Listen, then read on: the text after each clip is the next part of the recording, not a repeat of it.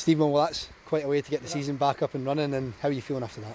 Well, generally pleased. You know, you always tend to find you learn a little bit more about your players. You know, I said to you yesterday when they're playing against men, and there's things go on when you play against senior teams off the ball, and comments, and just the sheer physicality of the game makes them learn. So, you know, the manager made a great point there. It'd be great if we could play that kind of intensity every week, you know, and play that kind of opposition, physical, strong men. But, you know, it is what it is. So when you arrive at it, you know, we have to make sure that we can cope with it.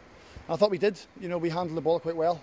You know, we changed our shape after 10 or 15 minutes because we just felt when we attacked, we ended up 3v1, you know, with too many men at the back and there weren't enough men going forward. So we just tried to change it and, you know, try and get us further up the pitch and play passes from further up the pitch as opposed to always off the goalkeeper. So in general, play pleased, you know, considering that's, you know, probably the most intense game they've had for 6 or 7 weeks. You know, we did play a couple of, as I said to you earlier, a couple of pre-season games. So they get that pace and tempo, that's the only way their fitness is going to go up. So it'll stand them in good stead.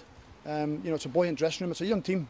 You know, yes, with Ellis and Jack McMillan, who they're overage players, but in general terms, you know, they're quite young, being 99 and the year 2000 year of birth. So really pleased how they cope with it all. And in the second half and towards the end of the game in particular, really sort of got into a bit of a stride, if you like, and the boys looked like they started to gel nice and early in that second half.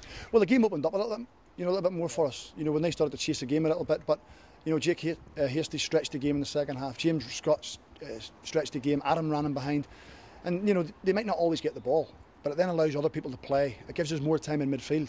So we tend to got that in the second half. Shea spent more time in the ball. David spent more time in the ball. You know, as I say, the front three then caused a few problems. So, I mean, some of the play was good to watch. You know, we still have little moments where we give it away and, you know, we give up cheap possession. And you can see them throwing bodies in the box and putting us under pressure. But again, that's another learning curve of the game of how to see a game out. You know, when a team's desperate to win and there's something at stake, you have to be able to see the game out. So thankfully we did. You know, we won a few headers at the end. Gus put plenty of men up front, but, you know, they're a decent side.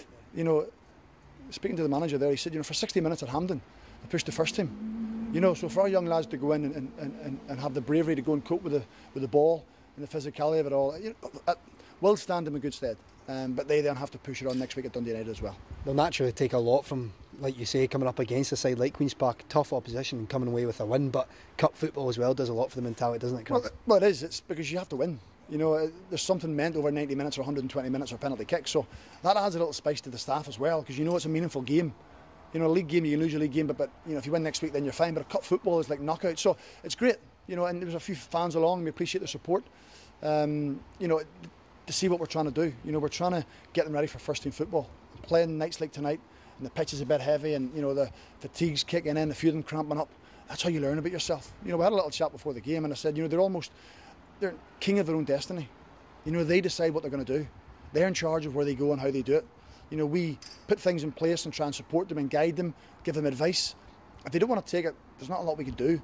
So tonight, there was a few of them took control of their own destiny. I thought, it's particularly second half, and wanted to show what they're all about. We're prepared to run beyond things. We're prepared to put their foot in, their head in, make tackles for themselves first and foremost, but for the team. So if we can build that kind of morale and that mentality into them at an early age, that means when they arrive in our first team, then they're all set to go. Yeah, and a word on that winning goal as well. It was quite a strike, wasn't it? It was great. You know, Adam's in there saying it didn't take a deflection. I think it might have took a slight deflection, but listen, it's a great finish. You know, even the first one, Ellis, you know, he hasn't played a lot of football getting the goal, but you know, I think just the build-up play to the second one showed what they're like. You know, their composure in the ball, prepared to play an extra pass, people going in behind, you know, being comfortable in possession, and then when the moment arrives to go and have your strike, when you've worked your way up the pitch, you need to be, you know, a moment of class, and Adam had that. To be fair, he had to play the position tonight. You know, he played wide left of a front three, which is not normal for him. So, you know, credit to him for doing that. He stuck in, he worked hard, and he got us just rewards. And just finally, Stephen, how are you feeling? You glad to be back into things? I am, yeah. Probably at half time I wasn't, but you know, the longer the game goes, see, as long as they're trying to enjoy themselves and they're trying to do the right things. You know, don't get sick of doing the right thing. Don't get sick of trying to play behind people or take a touch on the ball or go and head the ball. Go and be good at what you're good at. And as long as I continue to see that appetite and that enthusiasm, I was going to say I'm always pleased. I'm not always pleased, but the majority of the time I'm pleased. Well, congratulations, Craigan. Great result. Cheers, thanks.